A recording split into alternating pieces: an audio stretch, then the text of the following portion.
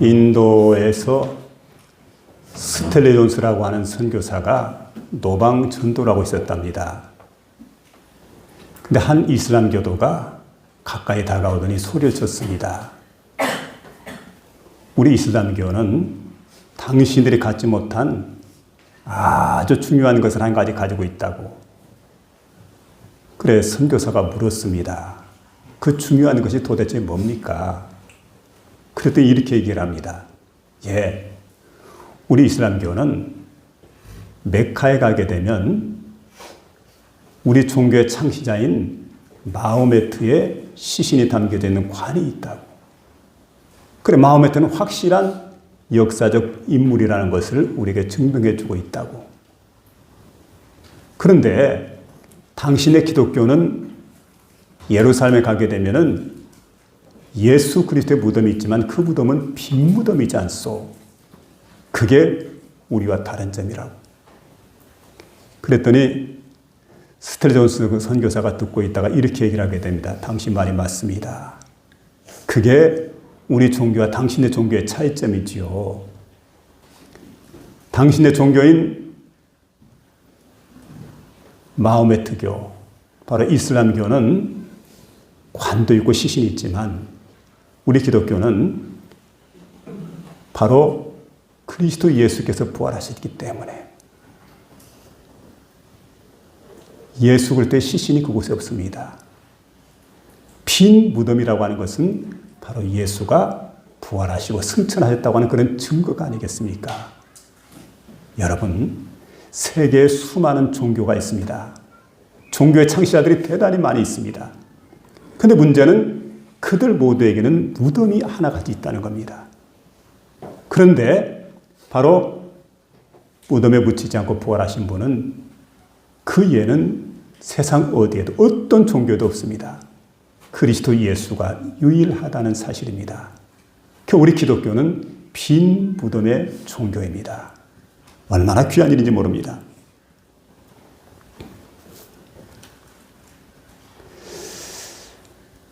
그래서 여러분, 다른 종교에서 믿는 것과 우리 기독교에서 믿는 게 다른 점이 있다고 한다면 다른 종교는 무덤 안에 있는 종교 창시자를 믿습니다. 그러나 우리는 빈 무덤입니다. 그리고 살아계신 주님입니다. 우리가 믿는 믿음의 근거는 살아계신 주님을 믿는 겁니다.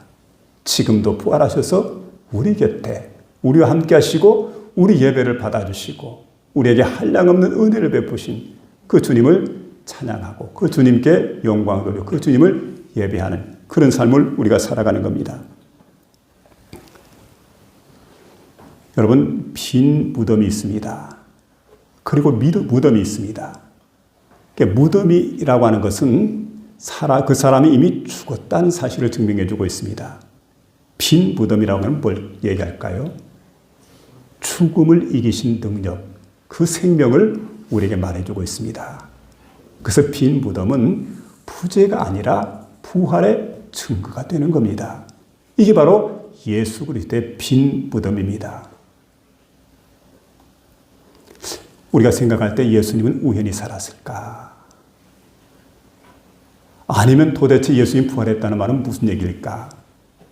생각을 하는데 예수님 이미 세상에 계시는 동안에 성경에서 여러 번 예언했습니다. 인자가 고난을 받는다. 그리고 십자가에 못 박혀 죽게 된다. 사흘 만에 부활하게 된다. 한두 차례가 아니죠. 틈만 있으면 항상 제자들에게 주입을 시키고 교육을 했습니다.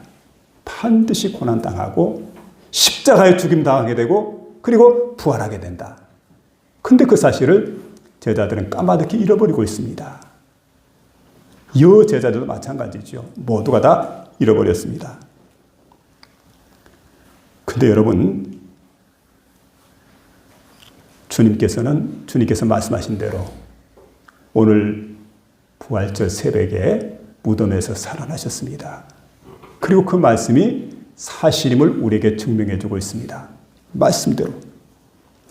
예수님께서 평소 세상에 계시는 동안에 죽었던 사람을 살리신 적이 있습니다. 시차적으로 바라보게 될 때 방금 죽었던 회당장 야이로의 딸을 찾아갑니다. 그리고는 그에게 주님께서 이렇게 말씀하십니다. 달리다 쿰. 무슨 말입니까? 소녀야 일어나라. 평소에 엄마가 아이를 깨울 때 아가야 일어나렴. 아가를 깨웠던 그 음성입니다. 주님께서 그처럼 달리다 쿰이라고 부를 때 죽었던 회당장 야이로의 딸이 벌떡 일어나 앉게 됩니다. 신비한 일이죠. 그런가 하면 이미 세상을 떠나고 슬픔 속에서 장례를 치르게 되었던 나인성 과부, 그 외아들 독자가 세상을 떠나게 되었는데 아주 슬픔에 잠겨있고 초상집 중에 초상집이죠. 모든 소망의 끈이 끊어져 버렸던 이런 순간인데 장례 행렬이 마을 앞 나가게 됩니다. 그런데 거기서 생명의 행렬이 다가오게 됩니다. 그 생명의 행렬 앞에는 그리스도 예수께서 서셨고 뒤에는 제자들이 따라오게 됩니다. 그리고 장례를 치른 도중에 관에다가 손을 대시고 주님께서 말씀하시게 될 때 청년이 벌떡 일어나게 됩니다. 회당장 야이로의 아들이, 야이로의 딸이 죽었다가 살아난 것처럼 오늘 나인성 과부의 아들이, 이 청년이 죽음의 자리에서 벌떡 일어나게 되는 놀라운 기적의 역사가 나타났던 걸 보여주고 있습니다. 그런가 하면 가장 드라마틱한 사건은 바로 나사로 살신 사건입니다. 죽은 지 나흘이 되었습니다. 시체 썩는 냄새가 코를 찌르게 됩니다. 그리고 무덤 속에 이미 묻혀 있는데 염습을 했습니다. 무덤에 들어갔습니다. 자, 그 장소를 예수님께 찾아가십니다. 그리고 세상에 있는 많은 사람들이 당하는 그 환난과 고통, 슬픔을 바라보고 눈물을 흘리시게 됩니다. 그리고 그 장소에 가서 예수님께서 한 말씀 하시죠. 나사로야, 나오너라. 나사로가 염이 된 모습 그대로 수족을 동인 채로 자리에서 벌떡 일어납니다. 그때 예수님께서 주변 사람들에게 말합니다. 풀어놓아 자유케 해주어라. 풀어줍니다. 자유의 몸이 되었습니다. 완벽하게 살아났습니다. 그런 주님께서 평소에 하셨던 말씀이 있습니다. 인자가 장로들과 대제사장들과 서기관들에게 버림받아 죽임을 당하고 사흘 만에 살아날 것을 비로소 그들에게 가르치시되 마가복음 8장 31절에 이렇게 말씀해 주고 있습니다. 다시 살아난다는 말씀이죠. 그 말씀대로 예수님께서 여러분 부활하셨습니다. 말씀대로 살아나셨습니다. 그렇기 때문에 여러분 이 부활이라고 하는 것은 말씀의 성취가 되는 겁니다. 약속, 언약, 이게 성취가 되는 겁니다. 신비가 아닙니다. 주님께서 하셨던 말씀이 그대로 이루어졌던 걸 보게 됩니다. 그래서 오늘 이게 보니까 그런 말씀이 있습니다. 그가 여기 계시지 않고 살아나셨느니라. 그래서 오늘 이 시간 살아나셨느니라는 그 말씀을 통해서 함께 은혜를 나누기를 원합니다. 이 말씀을 듣는 가운데 저와 여러분의 마음속에 크신 은혜가 임하는 복된 시간 될 수 있기를 주의 이름으로 부탁을 드립니다.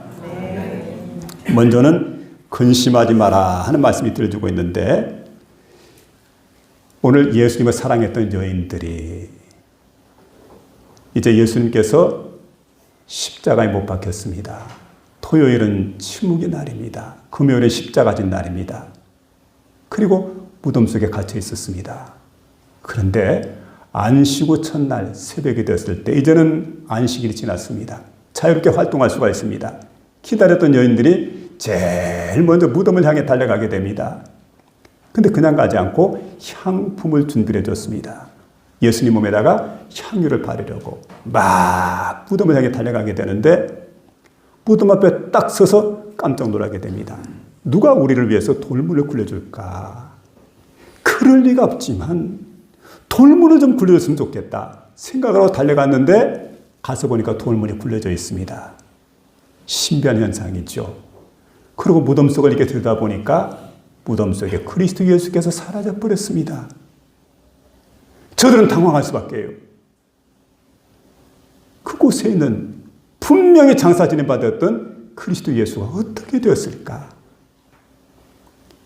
염려하고 걱정하게 될 때 바로 거기에 찬란한 옷을 입은 두 사람이 나타나게 됩니다. 다른 복음서에 보니까 흰옷 입은 두 사람, 두 천사 이렇게 소개를 합니다. 두 청년으로 소개된 요한복음도 있습니다. 그런데 자, 찬란한 옷을 입은 두 사람이 나타나서 그 여인들에게 말하게 됩니다. 어찌하여 살아있는 자를 죽은 자 가운데서 찾느냐. 그는 여기 계시지 않고 살아나셨느니라. 얼마나 놀라운 메시지인지 모릅니다. 생각해보면 이 여제자들은 예수님의 남자 제자들보다, 사도들보다 예수님을 더욱 사랑했습니다. 예수님의 사역을 도왔습니다. 그리고 예수님을 더 철저하게 잘 믿던 믿음의 여인들이었는데, 근데 지금 생각해 보세요. 십자가에서 부활했는데 부활하신 예수님을 찾지 않고 십자가에 못 박혀 죽은 그 예수님을 지금 찾고 있습니다. 이게 안 맞는 거예요. 그들에게 십자가는 끝이었습니다. 그리고 무덤이라고 하는 것, 이것은 마지막이죠. 마침표였습니다. 그래서 그들은 사랑했지만, 주님을 사랑했지만 근심이 가득할 수밖에 없었습니다. 성경은 그래서 분명히 말합니다. 4절에 보니까 이로 인하여 근심할 때에. 근데 여제자들이 왜 근심을 했을까요? 예수님 말씀을 믿지 못했기 때문에. 가장 중요한 것은 이겁니다. 근심이 찾아왔던 결정적인 원인은 말씀을 믿지 못했기 때문에 근심했다는 겁니다. 만일에 주님 말씀을 믿었다고 한다면 무덤에 가서 보니까 빈 무덤입니다. 시신이 사라졌습니다. 그러면 아마 그 광경을 보고 있다가 덩실덩실 춤을 추고 펄쩍펄쩍 뛰면서 기뻐했을 겁니다. 왜냐하면 아하, 우리 주님께서 평소에 말씀하신 대로 부활하셨구나, 살아나셨구나, 참 기쁘다. 그리고 너무 기뻐하고 즐거워하고 영광을 돌 텐데 문제는 뭡니까? 그들의 마음속에 주님께서 말씀하셨던 말씀에 대한 기억이 없다는 겁니다. 말씀을 믿지 못했기 때문에 말씀이 떠오르지 않고 기억이 없고, 그러니까 이게 어떻게 된 영문인지 모르는 거예요. 그래서 어떻습니까? 마음속에 믿음이 없다면, 말씀에 대한 기억이 없다고 한다면 가장 기뻐해야 될 그 순간에 기뻐하는 게 아니고 근심할 수밖에 없었다는 것. 여인들이 근심했다. 왜 근심했느냐? 믿음이 없었기 때문이다. 여러분, 확실한 믿음, 부활에 관한 믿음을 갖고 살아가는 저와 여러분 될 수 있기를 주의 이름으로 부탁을 드립니다.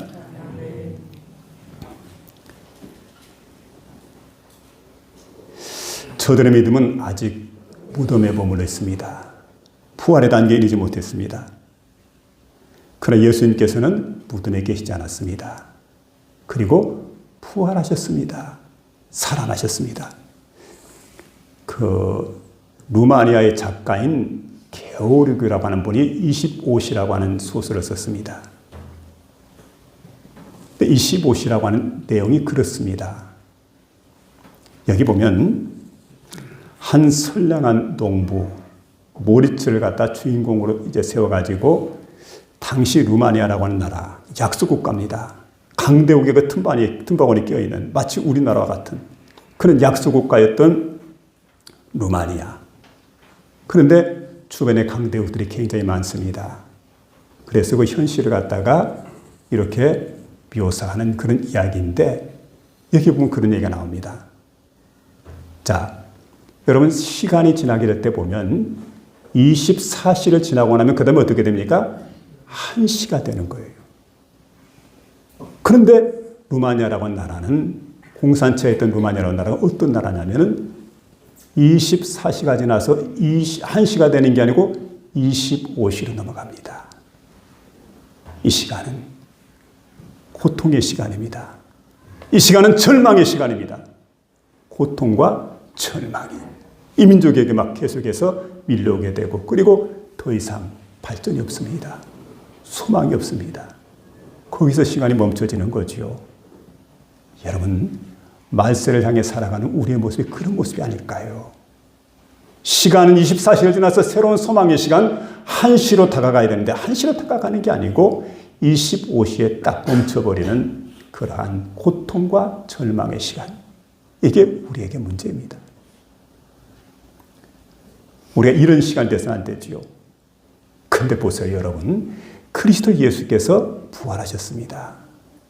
부활하신 예수님은 24시라고 하는 이 시간을 지나서 25시, 고통과 절망의 시간에 멈춰 있는 우리 인류에게 이 시간을 완전히 끊어버립니다. 그리고 새로운 시간, 부활의 소망의 시간, 한시를 우리에게 소개해 주고 있습니다. 그리고 그리로 우리 인도해 주고 있습니다. 여러분, 이게 바로 뭐냐면 부활인 거예요. 새로운 소망입니다. 소망의 시간입니다. 은혜의 시간입니다. 기쁨의 시간입니다. 이게 바로 여러분 예수 그리스도를 통해서 우리에게 주어지는 부활의 시간이라는 겁니다. 거기 보면 그러게 다시 살아나셨느니라. 그가 여기 계시지 않느니라. 천사의 말대로 부활의 확신을 가지고 이 시간 여러분 근심하지 말고 걱정하지 말고 믿음으로 살아가시기를 부탁드립니다. 여기 이제 사절에 보면 이로 인하여 근심할 때에 이렇게 말하고 문득 찬란한 옷을 입은 두 사람이 곁에 섰는지라. 이로 인하여 근심하게 될 때에 문득 찬란한 옷을 입은 두 사람이 여인들 곁에 서 있는 거예요. 여인들이 근심한 이유는 부활을 믿지 않았기 때문입니다. 예수 부활을 믿었다고 한다면 절대 근심할 이유가 없습니다. 근데 주님께서 부활하시던 새벽에 무덤을 찾아갔는데 그가 여기 계시지 않고 살아나셨느니라. 처음에는 무슨 소식인지 몰라요. 부활하셨다는 소식을 들었는데 믿고 마음속에 근심이 가득했지만 여러분 이제 그 기쁨이 충만한 자들이 되어야 될 터인데 마음속에 근심이 가득했지만 시간이 지나면서 깨달아지게 되지요. 말씀이 떠오르게 되지요. 여러분 성령의 역사입니다. 그리고 기쁨을 되찾게 됩니다. 아, 십자가에 못 박혀 돌아가시던 그분이 살아나셨구나. 부활하셨구나. 우리의 산 소망이 되었구나. 고통과 절망의 시간이 사라지게 되고 은혜와 소망의 시간이 우리 가운데 다가오는 새로운 역사가 열려지게 되었구나 생각을 하고 마음속에 기쁨이 가득합니다. 마음속에 은혜가 가득합니다. 여러분 부활을 믿지 않는 마음 혹시 아닌지 생각해 보시기 바랍니다. 부활을 믿지 못하면 문제만 보고 계십니다. 또 여러분 무덤만 바라보고 있습니다. 오늘 천사의 음성을 다시 한번 들어보시기 바랍니다. 어찌하여 살아있는 자를 죽은 자 가운데서 찾느냐. 그가 여기 계시지 않고 살아나셨느니라. 여러분 이런 복된 은혜가 저와 여러분의 마음속에 주어질 수 있기를 주의 이름으로 부탁을 드립니다.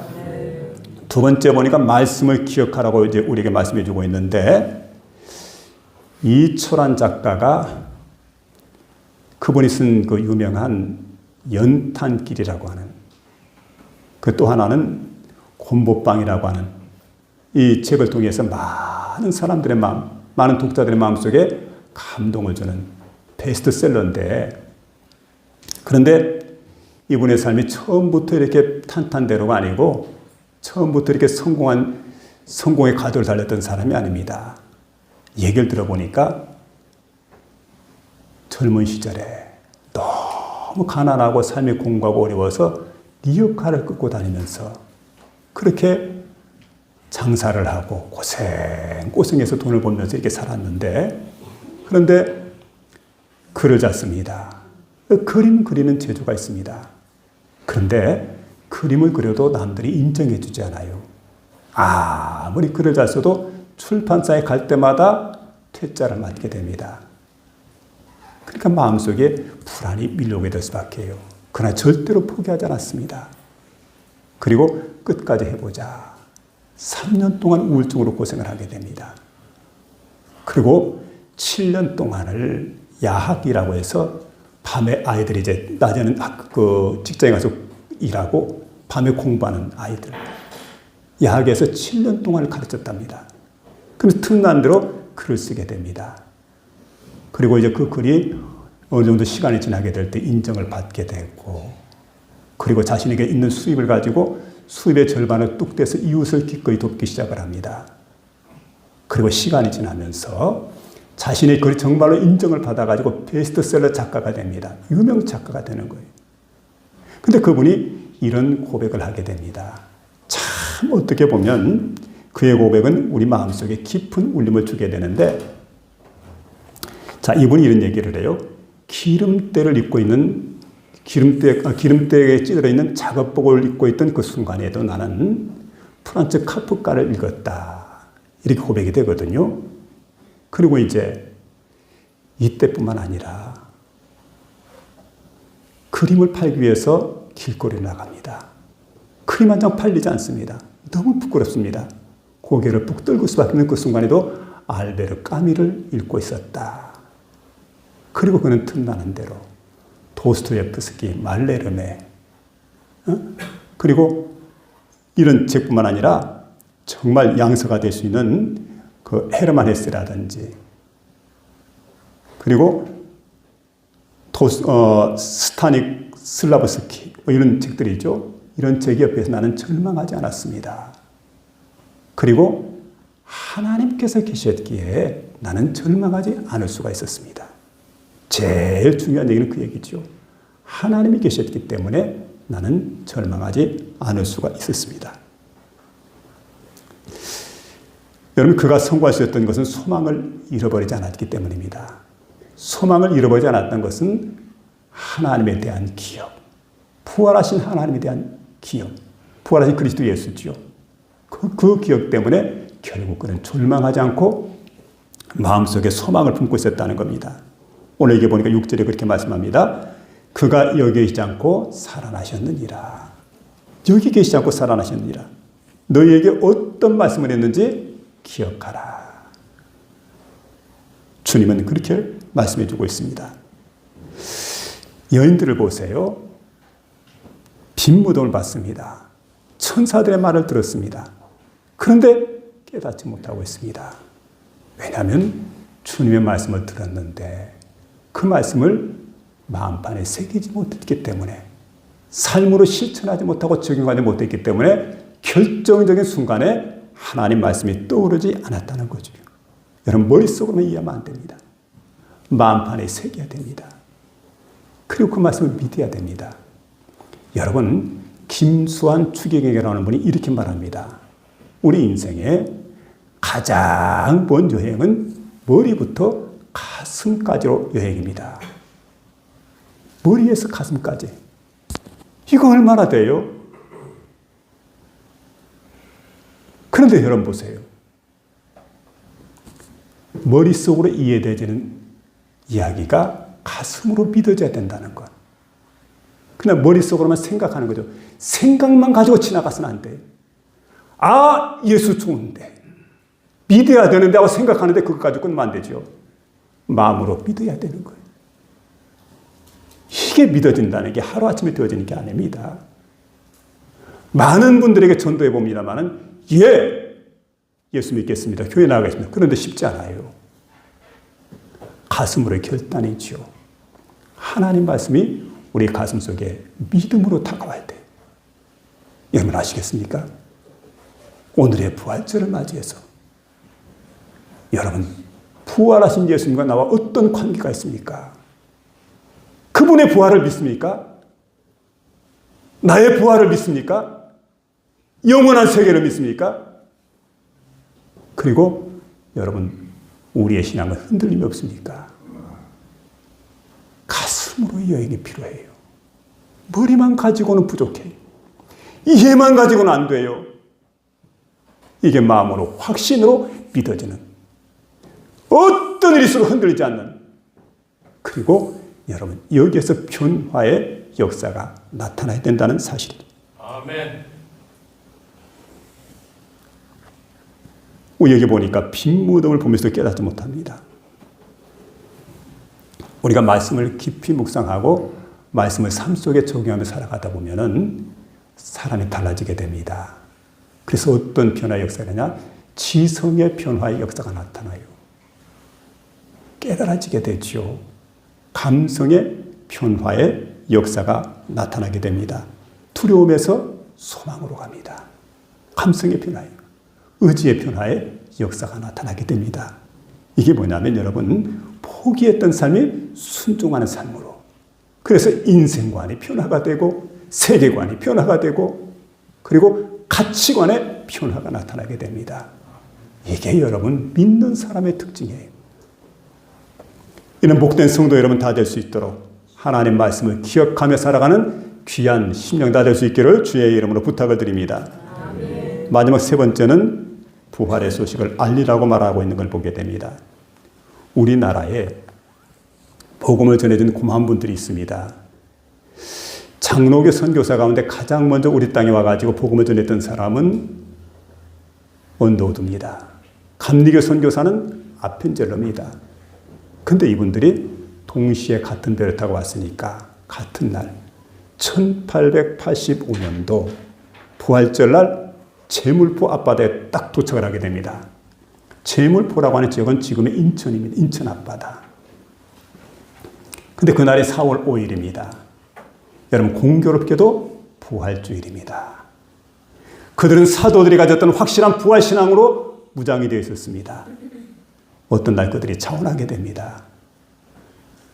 조선이라고 하는 나라, 세계에 잘 알려지지도 않고 지지도 가난하고 못 살고 어렵던 그런 조선 땅입니다.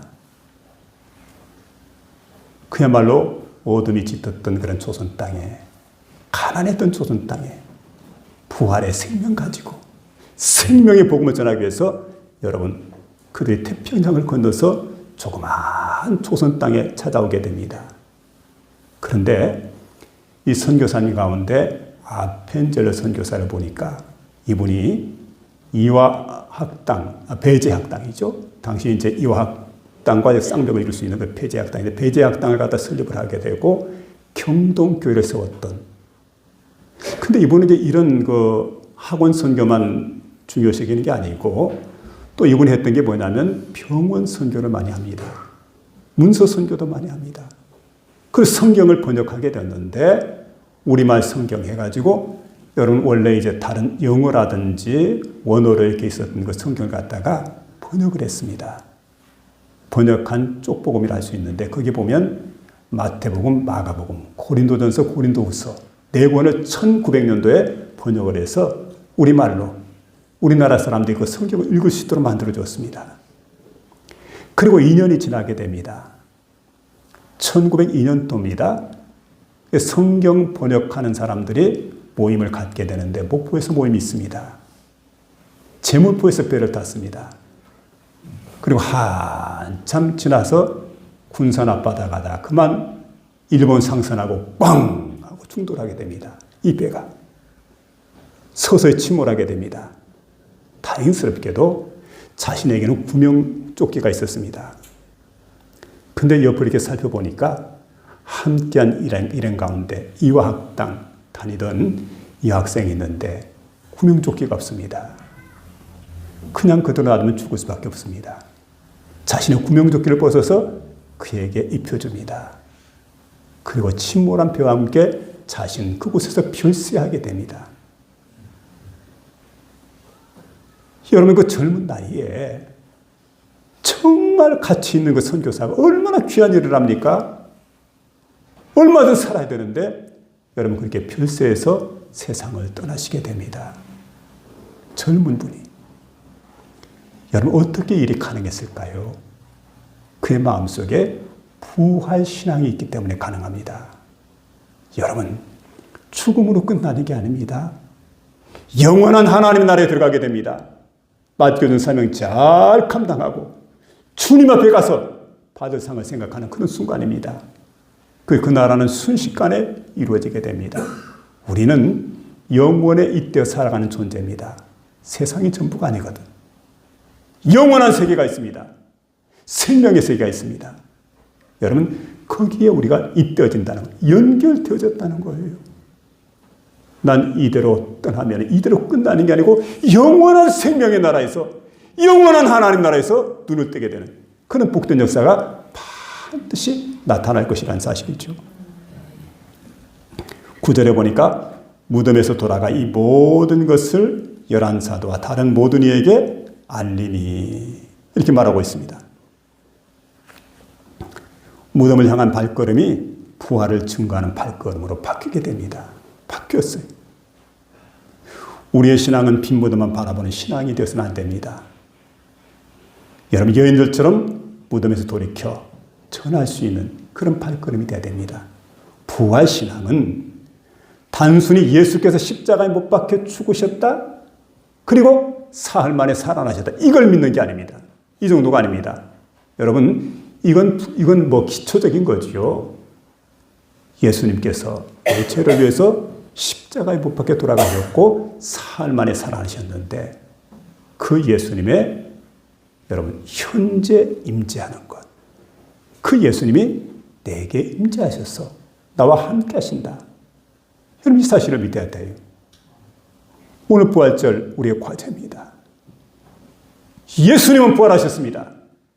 그리고 부활하신 예수님, 역사적인 예수로만 끝나는 게 아니고 그 예수님은 오늘 나에게 찾아오십니다. 현재 나와 함께 하십니다.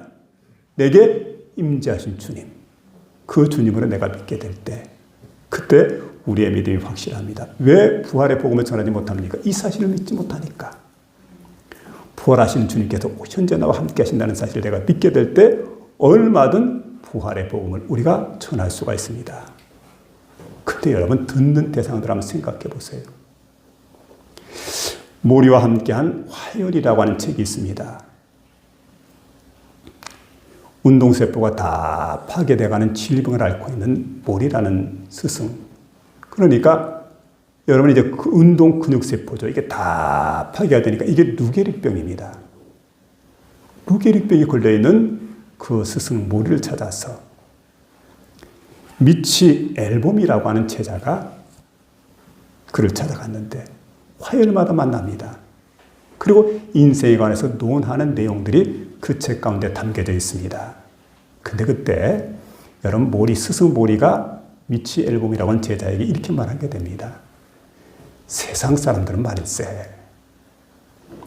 모든 사람들이 죽는다고 말하지만 자신의 죽음에 대해서는 부정하는 편이라고. 모든 사람이 죽는데 나도 죽는다. 나도 죽는다. 그걸 인정하고 그걸 깨닫는 사람이라고 한다면 오늘부터 그 사람 완전히 딴 사람이 될 것일세. 여러분 어떻습니까? 그래서 우리가 나아가서 복음을 전합니다. 그런데 복음을 전하다 보면 죽음은 다른 사람의 이야기로 생각하는 사람들이 얼마나 많은지 몰라요. 그걸 내 이야기로 받아들이게 될 때 거기에 소망이 넘쳐나게 됩니다. 거기에 은혜가 넘쳐나게 됩니다. 거기에 부활의 사건은 내 사건이 되어지게 됩니다.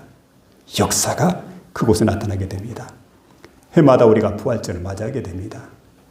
마음의 기쁨과 감격, 소망이 없는 이유는 뭘까요? 부활절만에 주님을 만나려고 하기 때문에 그래요. 부활하신 주님을 내가 만날 수 있어야 됩니다. 예수는 부활했습니다. 그래서 살아계십니다. 그리고 우리와 함께 하십니다. 오늘 특별히 이 부활절에 그 주님을 만나고 그 주님을 세상의 많은 사람들에게 전하며 살아가는 복된 심령 다 될 수 있기를 주의 이름으로 축원합니다.